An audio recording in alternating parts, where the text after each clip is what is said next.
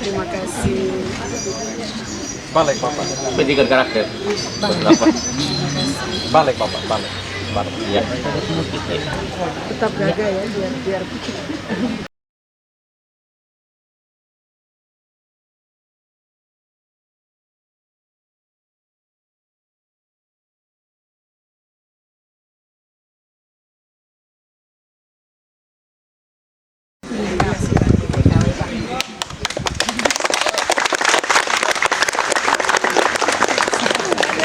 Mama, Duci bisa ambil.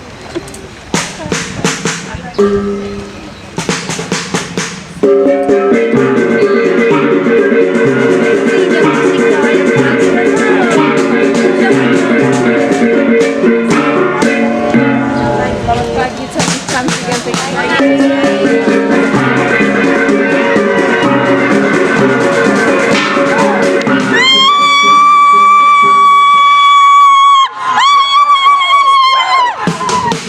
Siap.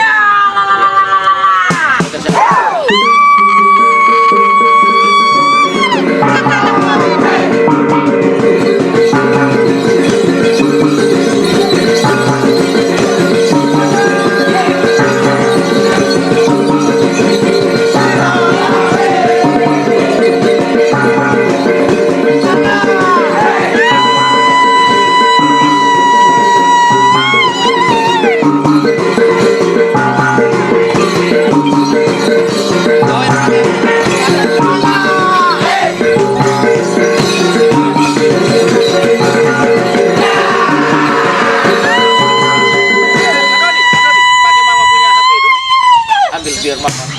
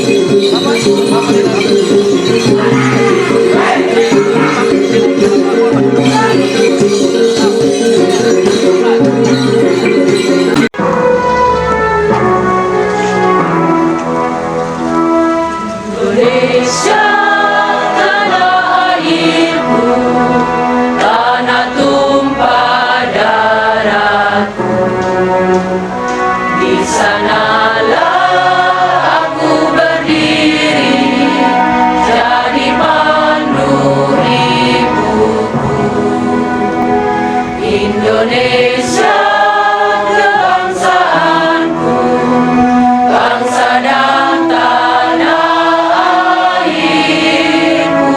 Marilah kita berseru, Indonesia bersatu. Hiduplah tanahku, hiduplah negeriku, bangsaku, rakyatku semuanya. Bangunlah jiwanya, bangunlah badannya untuk Indonesia Raya. Indonesia Raya, merdeka, merdeka, tanahku, negeriku yang ku cinta. Indonesia Raya, merdeka, merdeka, hiduplah Indonesia Raya. Indonesia Raya, merdeka, merdeka, tanahku, negeriku yang ku cinta. Indonesia Raya, merdeka, merdeka, hiduplah Indonesia Raya.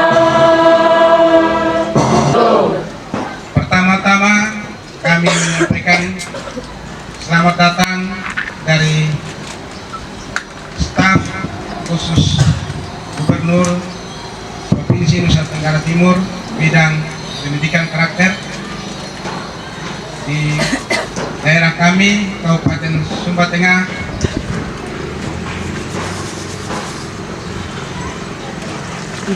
yaitu Ibu Suster Marcelina. Nekat Gubernur Leskodat itu orangnya nekat, karena beliau itu tidak repot dengan engkau punya status, engkau punya agama, tapi beliau melihat ya kalau orang ini bisa dipakai untuk membantu orang lain, lurus begitu. Dan heran tidak pernah terjadi ada orang biara bekerja di pemerintahan. Herannya pemimpin di Roma itu, pimpinan itu mengizinkan, dan SK keluar Januari, mulai Maret saya bertugas, baru beberapa kabupaten, dan beliau mengatakan begini, dahulukan Kupang dan Sumba.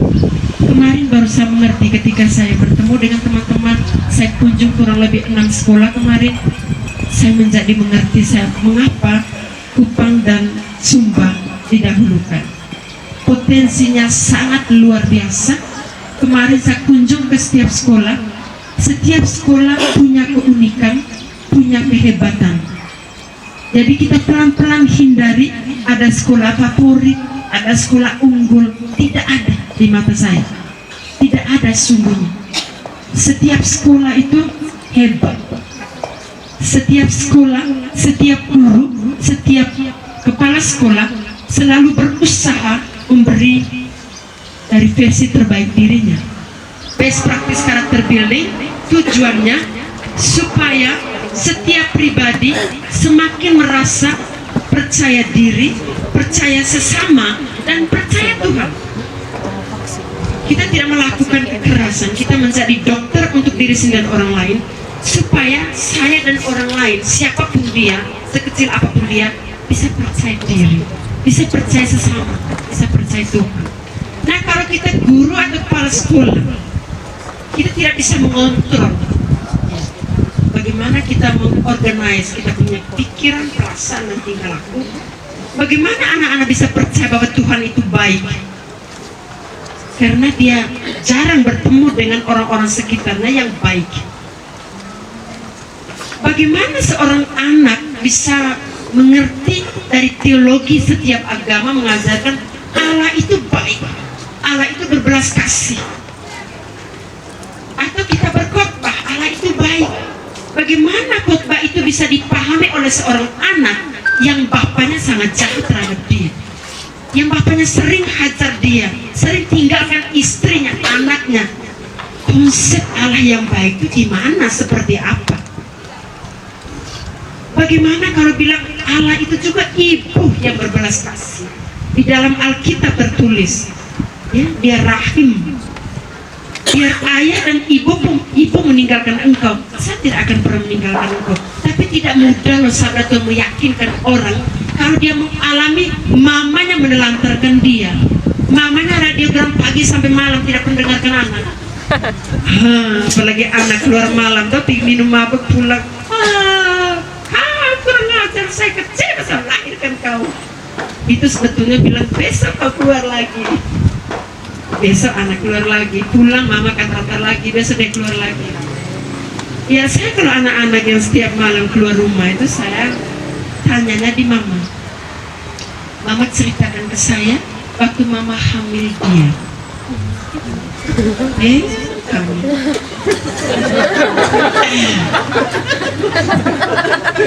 Ya, secara psikologis anak laki-laki sulung, pada umumnya anak laki-laki apalagi sulung, dengan baik-baik. Ada yang belum menikah? Angkat kaki yang belum menikah.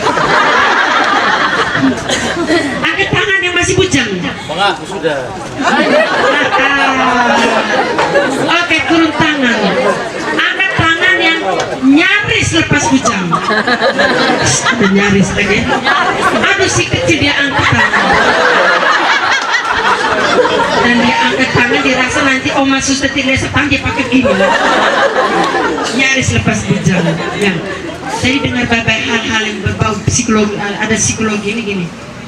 Semua anak laki-laki apalagi sulung, cinta pertamanya itu adalah ibunya. Semua anak perempuan apalagi sulung, cinta pertama adalah ayahnya. Nah, bisa bayangkan kalau hamil di luar nikah pada saat kuliah dan harus dipiara oleh neneknya karena harus kuliah, luka batinnya sangat parah. Dan itu kita temukan di sekolah-sekolah. Ada anak yang kalau dia lihat dia punya guru matematika, telinga mirip bapaknya yang dia benci. Kau belum omong 1 tambah 1, dia dongkol ngeri. Atau ibu guru bahasa Inggris yang kau punya dahi hidung mirip mamanya, dia dongkol. Kau belum omong MSA, dia sudah dongkol. Itu dia izin pergi WC terus. Pak, WC. Tidak lama, apalagi aku mulai bilang, kamu sudah kumpul tugas? Dia bilang, ibu, saya sakit. Kalau kita tidak mengerti psikologi, kau kurang ajar. Kau WC apa sih? Kau WC terus-terus.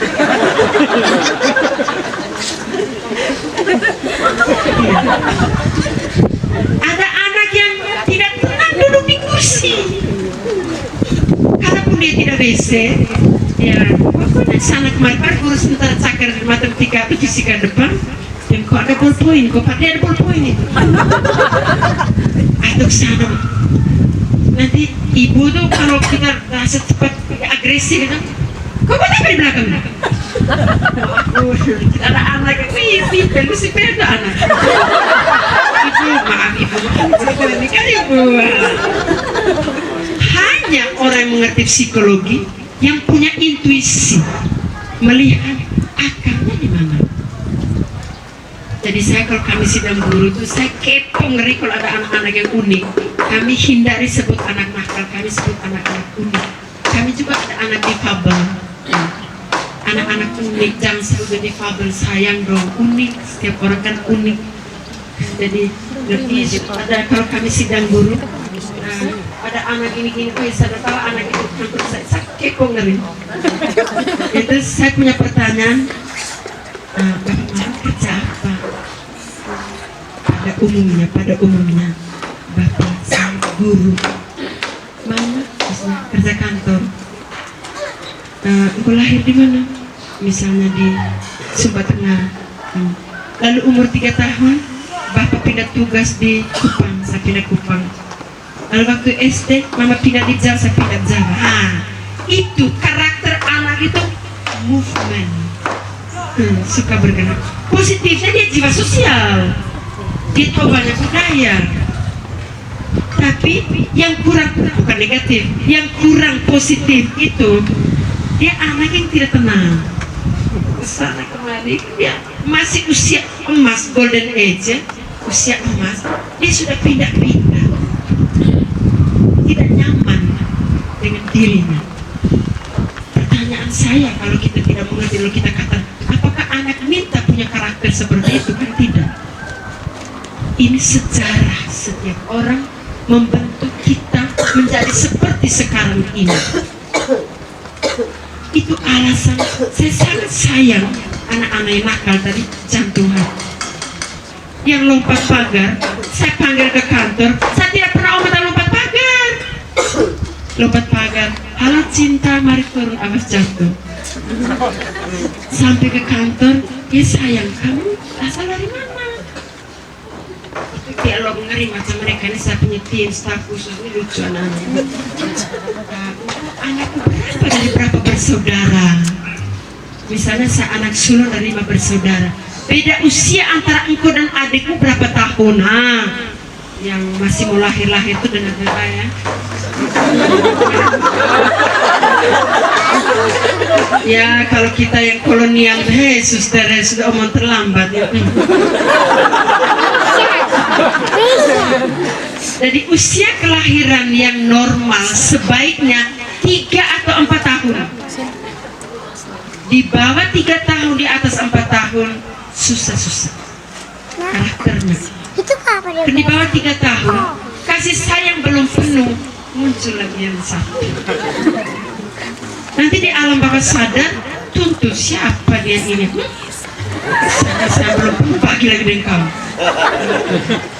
Menuntut, ego, terpuas, kepala batu, masa bodoh. Kalau di atas 4 tahun akan punya kesan, wah angkatan ini mayoritas broken home di sana. Angkatan ini sejak dalam kandungan mamanya mau menggugurkan dia karena ditolak oleh opa-omanya.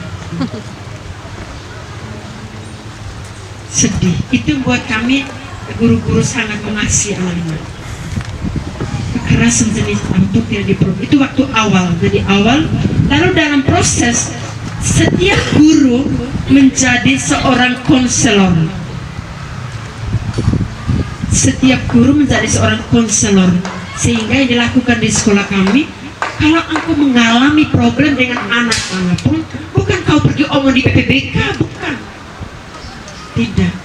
Tapi engkau panggil anak itu, mari kita omong dari hati ke hati. Sayang, kenapa kemarin tidak hadir ibu punya les? Jangan baru masuk sudah baju gagah-gagah, sarung sumba. Siapa di kelas ini yang kemarin termasuk?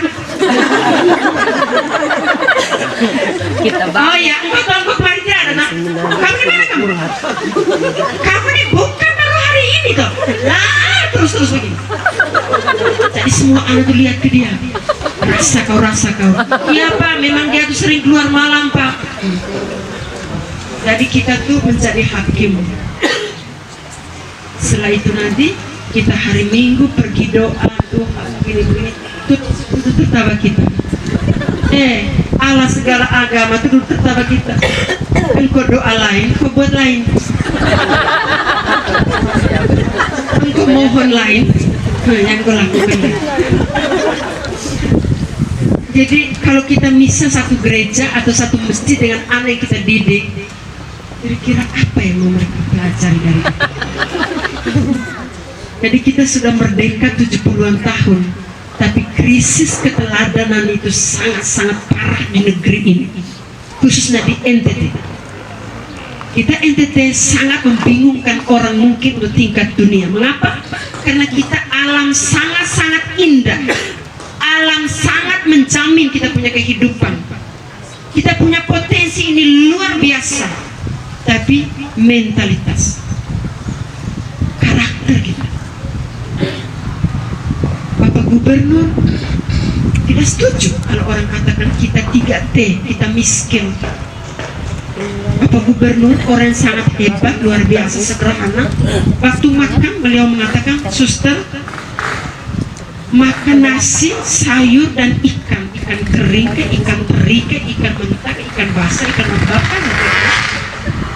Itu orang kaya. Orang kaya kalau kita bisa makan dengan lauk pauk, orang kaya. Bagaimana bilang ente miskin? Kalau kita yang sudah makan nasi dan sayur lalu ada satu lauk kita bilang miskin, bagaimana dengan orang tidak makan pagi sampai malam harus pergi cari sisa nasi di sampah? Kita tidak akan pernah bersyukur dapat satu biji nasi. Jadi krisis keteladanan. Jadi setiap guru adalah konselor. Jangan ada guru masih zaman kita pakai cacat rekam. Sehingga waktu sidang guru bilang, ini laporan untuk BPPK, dengar baik-baik. Dari saya punya kelas ada 6 orang perlu kamu tangani. Lucu kan? Ya uwe. Ada 6 orang perlu kamu tangani. 1 dia sering tidak les. Yang kedua ngelamun terus di kelas. Yang ketiga izin pergi toilet terus-terus. Yang keempat dan seterusnya. Lalu engkau hanya dulu transfer kau punya ilmu ya, bahasa Inggris kah, bahasa apa? You yang harus mendampingi supaya ladang hati anak itu bisa terima kau punya ilmu. Jadi kau hanya transfer kau punya teori tanpa engkau tahu ladang tanah, jenis tanah hati itu mau tabur benih itu seperti apa. Jadi you harus tahu anak yang kau ajarkan itu dia punya sejarah bagaimana supaya metode transfer itu menyentuh supaya tumbuh subur. Saya biasa tantang guru-guru saya, ingat loh, kamu harus kaderisasi saya guru sosiologi. Saya harus buat sampai saya punya anak-anak tuh cinta sosiologi. Jangan sampai engkau masuk, Tuhan jauhkanlah guru ini dari kita.